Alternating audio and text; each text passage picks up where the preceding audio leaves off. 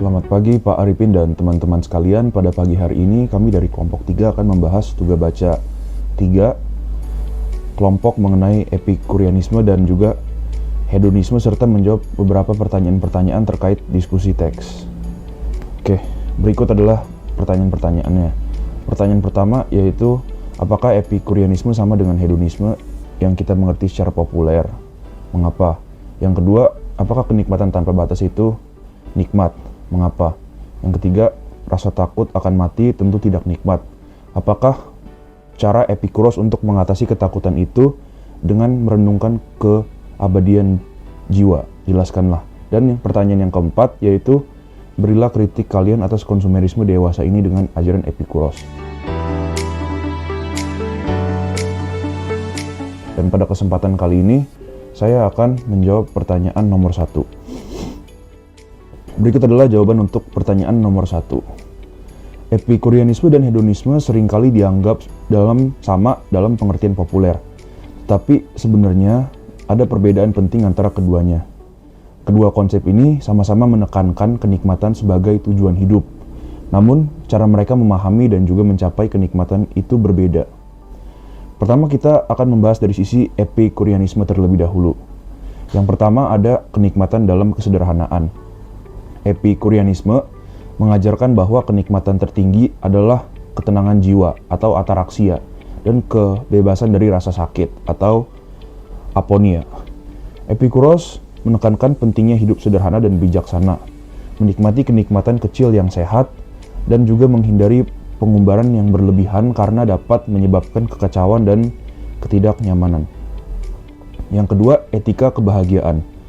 Tujuan utama Epikuros adalah untuk mencapai kebahagiaan yang ditandai dengan ketenangan jiwa.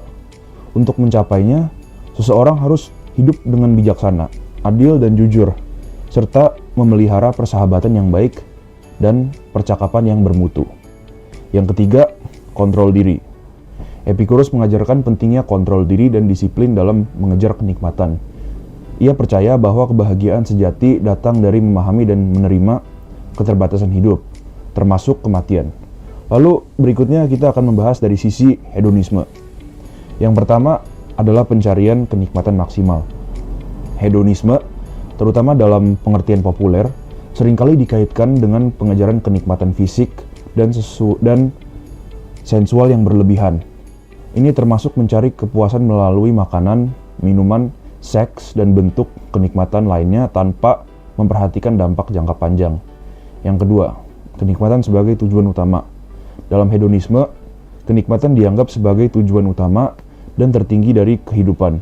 Ini seringkali mengarah kepada pengumbaran nafsu dan keinginan tanpa banyak pertimbangan terhadap kontrol diri atau kesederhanaan. Lalu yang ketiga, kurangnya penekanan pada etika. Hedonisme populer cenderung kurang menekankan pada etika atau kebijaksanaan dalam mengejar kenikmatan. Berbeda dengan epikurianisme yang menekankan keseimbangan dan juga kontrol diri. Lalu, mengapa perbedaan itu penting?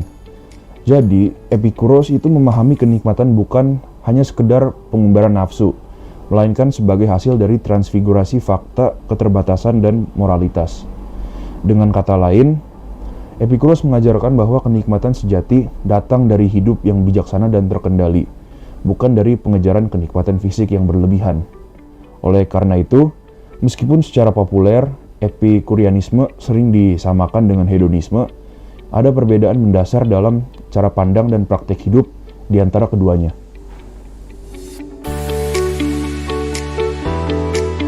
Izin Bapak, saya akan jawab pertanyaan nomor 2 dari kelompok kami, kelompok 3. Jadi, apa itu kenikmatan? Dan apakah kenikmatan tanpa batas itu nikmat dan mengapa? Menurut kelompok kami, kenikmatan itu tidaklah selalu membawa kenikmatan sejati karena ada beberapa hal faktor. Kami bisa menjawab seperti ini. Itu ada 5. Pertama, dampak negatif pada kesehatan dan keseimbangan. Jadi, kenikmatan yang berlebihan seperti makanan, minuman, aktivitas seksual itu tuh dapat membuat dampak negatif seperti makanan misalnya.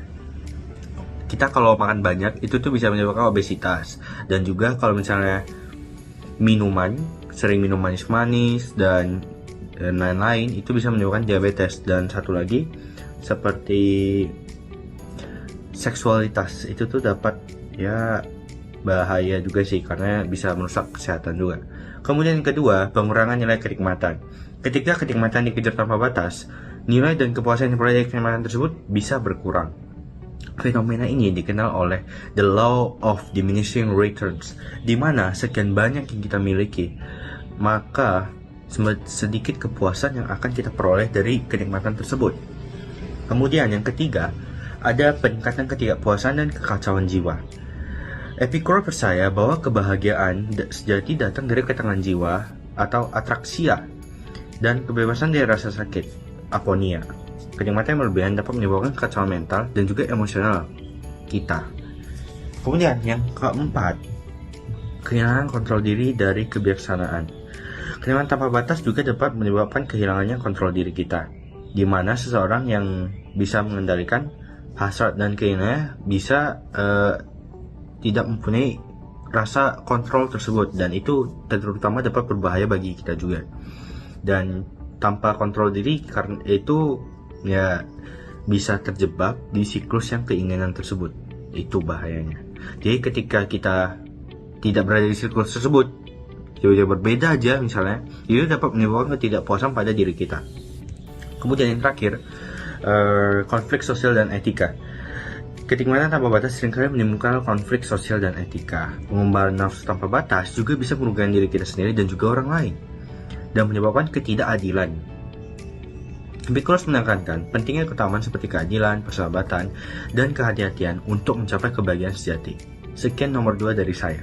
Untuk nomor selanjutnya akan dilanjutkan oleh rekan saya.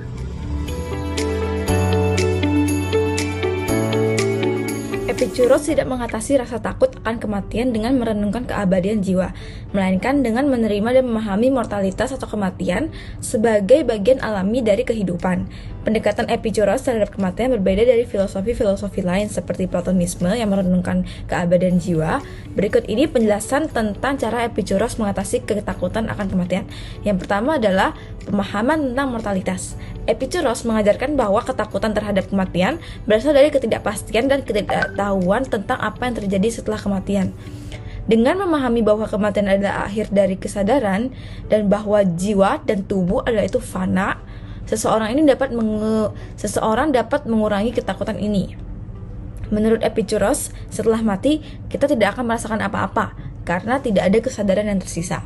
Yang kedua adalah ketiadaan sensasi setelah kematian. Epicurus berpendapat bahwa kematian bukanlah sesuatu yang perlu ditakuti karena setelah mati kita tidak akan ada lagi untuk merasakan penderitaan atau kesakitan. Dalam pandangannya, kematian tidak ada apa-apanya bagi kita karena apa yang terurai tidak memiliki sensasi dan apa yang tidak memiliki sensasi tidak mempengaruhi kita. Jadi, selama hidup, kematian belum terjadi dan ketika kematian tiba, kita tidak ada lagi untuk mengalaminya. Yang ketiga adalah meditasi dan mortalitas. Epicurus mengajarkan untuk bermeditasi atas mortalitas daripada keabadian jiwa. Dengan menerima bahwa hidup kita itu terbatas dan kita berbagi nasib dengan semua makhluk hidup yang lahir, tumbuh, dan mati, kita bisa mencapai ketenangan jiwa atau atarasya. Dan meditasi ini tuh bukanlah sekedar latihan mental, tetapi mencakup cara hidup yang selaras dengan kenyataan alamiah bahwa segala sesuatu yang hidup akan mati. Yang keempat adalah fokus pada kebahagiaan dan kenikmatan hidup. Epicurus mendorong untuk fokus pada mencapai kebahagiaan dan kenikmatan dalam kehidupan saat ini, dengan menjalani hidup yang sederhana, bijaksana, dan penuh persahabatan. Dengan hidup dalam cara ini, kita dapat mengurangi kekhawatiran tentang masa depan, termasuk ketakutan dan akan kematian. Jadi dapat dilihat bahwa Epicurus tidak mengajarkan untuk mencari keabadian jiwa, melainkan untuk menerima dan memahami mortalitas kita. Dengan cara ini, manusia dapat mengembangkan kontrol diri dan mencapai ketenangan jiwa.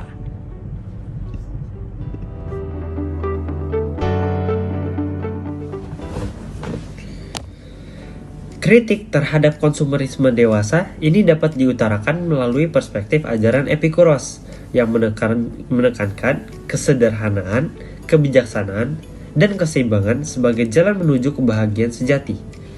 Berikut adalah beberapa kritik terhadap konsumerisme modern berdasarkan ajaran Epicurus. Yang pertama adalah pengubaran nafsu yang berlebihan. Konsumerisme modern seringkali mendorong pengubaran nafsu dan keinginan tanpa batas. Ajaran Epikuros menekankan bahwa kenikmatan sejati datang dari hidup sederhana dan bijaksana, bukan dari pengubaran hasrat yang berlebihan.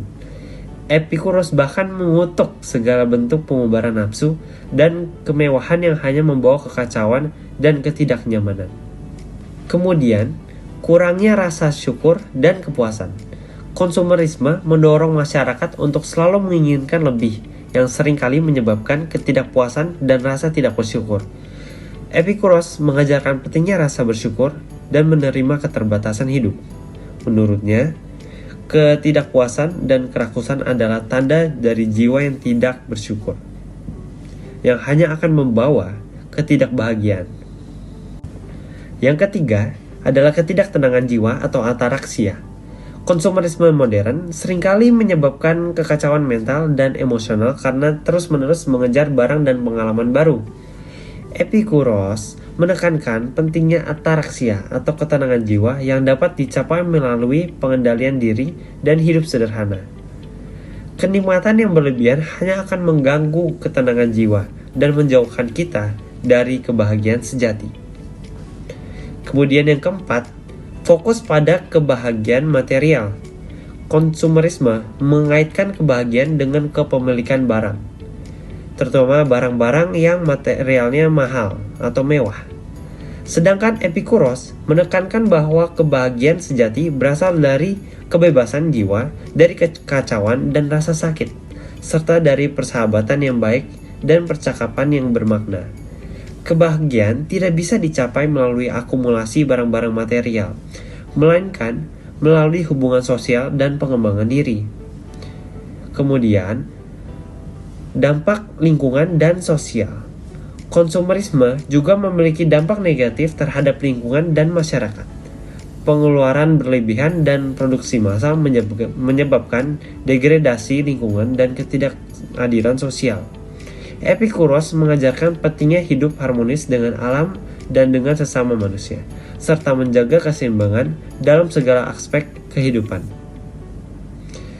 Jadi, ajaran Epikuros menawarkan alternatif yang kuat terhadap konsumerisme modern dengan menekankan kesederhanaan, pengendalian diri, rasa bersyukur, dan pentingnya persahabatan dan percakapan yang bermakna.